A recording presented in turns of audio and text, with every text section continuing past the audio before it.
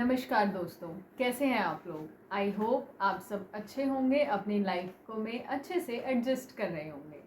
तो स्वागत है आपका हमारी इस अगली वीडियो में, जिसमें आज मैं बात करने वाली हूँ कि हम नेचुरल तरीके से, घरेलू तरीक़ों से सेरोटोनिन यानी कि खुशी के हार्मोन को कैसे इंक्रीज़ कर सकते हैं। जी हाँ, सेरोटोनिन इंक्रीज़ करने के लिए आपको कोई मेडिसिन्स लेने की ज़रूरत नहीं है, आपको अपनी बॉडी को मेडिसिन्स पे डिपेंड करने की ज़रूरत नहीं है। देयर आर सेवरल वेज, बहुत सारे ऐसे तरीके हैं जिन्हें अपना के आप घर पे ही सेरोटोनिन को इंक्रीज़ कर सकते हैं, and that too in very short span of time. Like बहुत ही जल्दी, बहुत थोड़े समय में सेरोटोनिन आपका इंक्रीज़ होना शुरू हो जाएगा। और वो डिफरेंस आपको कैसे दिखाई देगा, आपके मूड में, आपके बिहेवियर में, और आप जो कोप कर रहे हैं लाइफ प्रॉब्लम्स के साथ उसमें। तो चलिए शुरू करते हैं हमारी वीडियो। तो सबसे पहले तो हम बात कर लेते हैं लाइफ के बारे में, जिसके साथ डील करने के लिए हमें सेरोटोनिन की ज़रूरत पड़ती है। तो सेरोटोनिन एक हार्मोन है, हम जानते हैं, जिसे हम खुशी का रसायन भी कहते हैं। यानी जब सेरोटोनिन का लेवल हमारी बॉडी में हाई होता है तो हम खुश होते हैं, हम रिलैक्स फील करते हैं, हम हैप्पीली अपने इन्वायरमेंट में अच्छे से कोप अप कर पाते हैं। सेरोटोनिन लेवल डिक्रीज़ होने से, जब डोपामाइन है, सेरोटोनिन है, इन सब का लेवल जब डिक्रीज़ हो जाता है तो हमारी बॉडी बहुत ज़्यादा लथार्जिक फील करती है, बहुत लेज़ी फील करती है, हम बहुत ही ऐसे उखड़ा हुआ सा हमारा मूड होता है और हम चीज़ों के साथ अच्छे से कोप अप नहीं कर पाते, इरिटेटेड फील करते हैं। ठीक है, तो ये इरिटेशन की जो फीलिंग है, जो हैप्पीनेस की फीलिंग है, एक तो सिचुएशंस की वजह से होती है। काफ़ी बार ऐसा होता है कि हमें लगता है यार कोई सिचुएशन ऐसी नहीं है, फिर भी मेरा मूड ख़राब है, मतलब मुझे नहीं पता मेरा मूड क्यों ख़राब हो रहा है। काफ़ी बार हम ऐसा फील करते हैं। तो क्यों होता है, वो हमारे हॉर्मोन्स की वजह से होता है। अगर सेरोटोनिन हार्मोन कम हो गया है, डिक्रीज़ हो गया, तो ऑटोमेटिकली इरिटेशन फील होगी, मूड जो है वो थोड़ा सा बैड मूड में हम आ जाएंगे, मतलब हम लो फील करेंगे, कोई काम करने का हमारा दिल नहीं करेगा, और या फिर हमें भूख नहीं लगती, खाना खाने का मन नहीं करता, किसी से बात करने का मन नहीं करता, ये सारी चीज़ें होती हैं। सैडनेस की जो फीलिंग बेसिकली होती है वो हमारे ऊपर हावी होने लग जाती है अगर हमारी बॉडी में जो सेरोटोनिन है वो डिक्रीज़ हो जाता है। तो serotonin is one solution to be happy, ये हमें समझ में आ गया। कैसे इसको इंक्रीज़ करें। बहुत सारे डॉक्टर्स मेडिसिन रिकमेंड करते हैं सेरोटोनिन को इंक्रीज़ करने के लिए, जो हमें नहीं लेनी है, क्योंकि हम ये जानते हैं कि सेरोटोनिन को घर पे रह के ही बढ़ाया जा सकता है। तो ये तो हमने जान लिया, अब इसे बढ़ाएं कैसे, उसके बारे में बात कर लेते हैं। लाइफ है, प्रॉब्लम्स भी आएंगी, उससे डील करने के लिए सेरोटोनिन के लेवल को हाई करेंगे। तो चलिए सबसे पहले डेली रूटीन के बारे में बात करते हैं।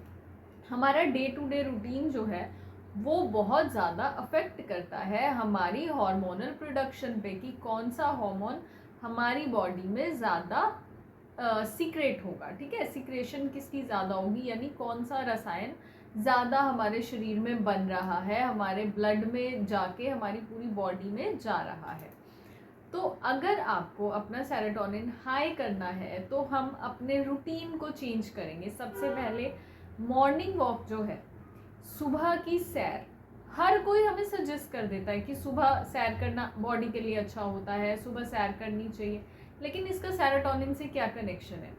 तो जब हम सुबह जल्दी उठते हैं, हमारी बॉडी एनर्जेटिक फील करती है। सुबह सुबह जब आप बाहर जाओगे तो आप देखोगे कि सूरज उतना तेज़ नहीं होता है जितना कि 12 बजे होता है, क्योंकि अभी जस्ट सूर्य उदय हो रहा होता है। तो वो जो किरणें होती हैं सूरज की, वो हमारे लिए हीलिंग का काम करती हैं, एक मेडिसिन के रूप में हमारी बॉडी को वो ट्रीट करती हैं, जिससे हमारी पूरी बॉडी एनर्जेटिक फील करती है। सेकेंड थिंग, हवा, जो बाहर शुद्ध हवा होती है मॉर्निंग के टाइम पे, आप देखोगे कि मॉर्निंग में कोई इतना ज़्यादा ट्रैफिक नहीं होता, कोई बहुत ज़्यादा व्हीकल्स नहीं चल रहे हैं, पोल्यूशन इतना ज़्यादा नहीं है।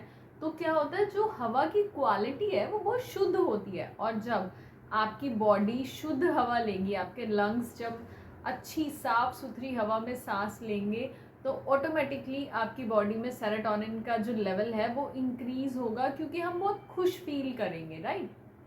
इसके अलावा हम बात करते हैं सबसे इम्पॉर्टेंट चीज़ जो हम डेली कर रहे हैं, लेकिन अगर उसे थोड़ा तरीके से किया जाए तो कोई एक्स्ट्रा एफर्ट डालने की ज़रूरत नहीं है सेरोटोनिन को इंक्रीज़ करने के लिए। तो क्या है वो चीज़?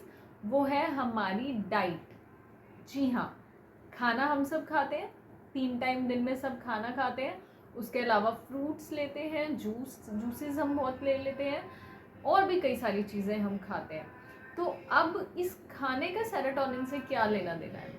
काफ़ी सारे फूड आइटम्स ऐसे होते हैं जो सेरोटोनिन लेवल को इंक्रीज़ करते हैं, तो हमें अपनी डाइट में उनको ऐड करना है। सबसे पहला तो है सीजनल फूड्स।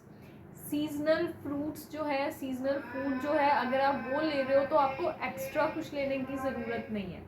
जैसे कि संतरा है, सिट्रस फूड जो है, संतरा बहुत ज़्यादा रोल प्ले करता है, विटामिन सी बहुत ज़्यादा रोल प्ले करता है सेरोटोनिन के लेवल को इंक्रीज़ करने में। तो अगर आप अपने, जब आप फ्रूट्स खाते हैं, अगर आप उसमें संतरा ऐड कर लेते हैं तो आपकी बॉडी में सेरोटोनिन का लेवल इंक्रीज़ होता है।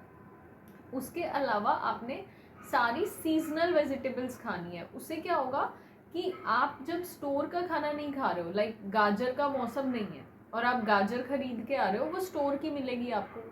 जो स्टोर का फूड होता है उसे पचाने में हमारी बॉडी को एक्स्ट्रा एफर्ट डालने पड़ते हैं, ठीक है। तो अगर हम सीजनल फूड खाते हैं, सीजनल फ्रूट्स अगर हम लेते हैं, हमारी बॉडी उसको इजीली डाइजेस्ट करती है। और मौसम के अकॉर्डिंग जब आप खाना खा रहे हो, सीजनल फूड का क्या मतलब है कि मौसम के अकॉर्डिंग, तो जैसा मौसम है उसके अकॉर्डिंग ही हमारा जो नेचर है, जो अर्थ हमारी है, जो हमारी प्रकृति है, उसने हमें उसी अकॉर्डिंग खाना दिया हुआ है। जब गर्मियाँ होती हैं तो हमारे पास ठंडा खाना ज़्यादा होता है, जैसे कि आम है या फिर तरबूज है या खरबूजा है, जिसमें कि वाटर की क्वांटिटी ज़्यादा होती है, जो बाहर की गर्मी से हमारी बॉडी को डील करने में बहुत ज़्यादा हेल्प करती है, ठीक है। तो इसी तरीके से जब सर्दियाँ होती हैं तो जैसे हम पिनिया बनाते हैं, घी की बनी हुई आइटम्स खाते हैं, जो हमारे शरीर को गर्म रखने में हेल्प करती हैं। तो फूड हमारे पास ऑलरेडी सीज़न के अकॉर्डिंग अवेलेबल है, जस्ट उसको अपनी डाइट में हमने ऐड करना है, ठीक है। ये चीज़ आप कर सकते हो। इसके अलावा आ जाते हैं थोड़े से एक्स्ट्रा एफर्ट पे, जो है ब्रीदिंग एक्सरसाइज। बिल्कुल सिंपल है, कोई ऐसा व्यक्ति नहीं है जो सांस नहीं लेता, राइट। अगर हम सांस ले रहे हैं तभी हम जिंदा हैं, अगर हम सांस लेना छोड़ देंगे तो वैसे भी हम मर जाएंगे।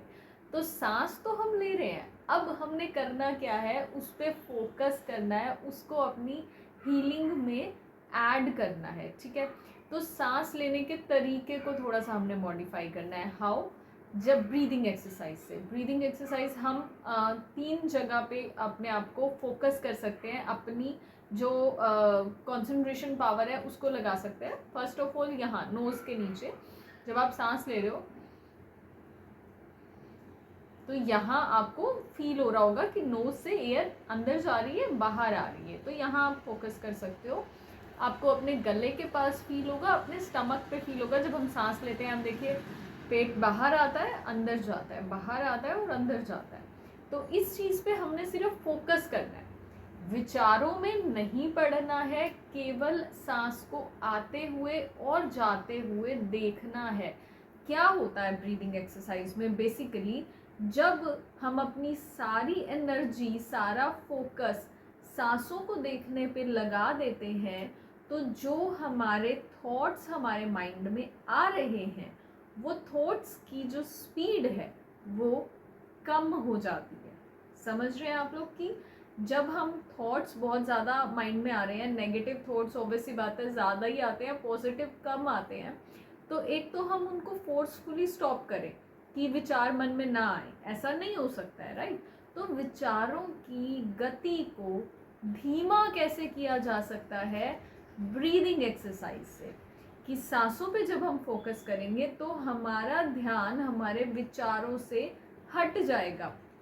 ये इंस्टेंट नहीं होगा कि आपने आज ब्रीदिंग एक्सरसाइज की and you will feel like कि अभी से सारा मेरा जो ध्यान है मेरे विचारों से हट जाए और ब्रेथ पे मेरा जो फोकस है वो आ जाए। It will take time, everything takes time, but eventually it happens. वो चीज़ होती ज़रूर है। अगर हम प्रसिस्टेंट रहते हैं, अगर हम कॉन्टीन्यूसली वो चीज़ें करते हैं। काफ़ी बार ऐसा होता है कि कुछ क्लाइंट्स के फ़ोन आते हैं जो कहते हैं कि मैम आपने जो चीज़ें बताई वीडियो में और जो आपने काउंसलिंग में बताया, वो जब हमने किया तो बहुत ज़्यादा रिलैक्स फील हुआ, ओसीडी से बहुत हमें छुटकारा मतलब मिला, और ओसीडी जो हमारी सीवियरिटी लेवल पे थी वो माइल्ड पे आ गई। लेकिन फिर से क्या होता है कि हौसला टूट जाता है और वो चीज़ें वो फिर से करने लग जाते हैं। तो ऐसा क्यों हुआ, रिलैप्स क्यों हुआ? क्योंकि हम प्रेसिस्टेंट नहीं रहते, हम कंटिन्यू नहीं रखते हैं चीज़ों को। तो यहाँ हमने करना क्या है कि एक एक्सरसाइज, एक प्रैक्टिस जो भी आपने चूज़ कर ली, आपने उस पर कॉन्टीन्यूसली वर्क करना है।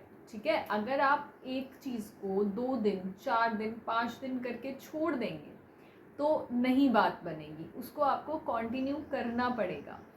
क्योंकि आप नहीं जानते कि कौन सा वो आखिरी हथौड़ा होगा जो आप उस पत्थर पे मारेंगे, ओसीडी के पत्थर पे मारेंगे और वो टूट जाएगा।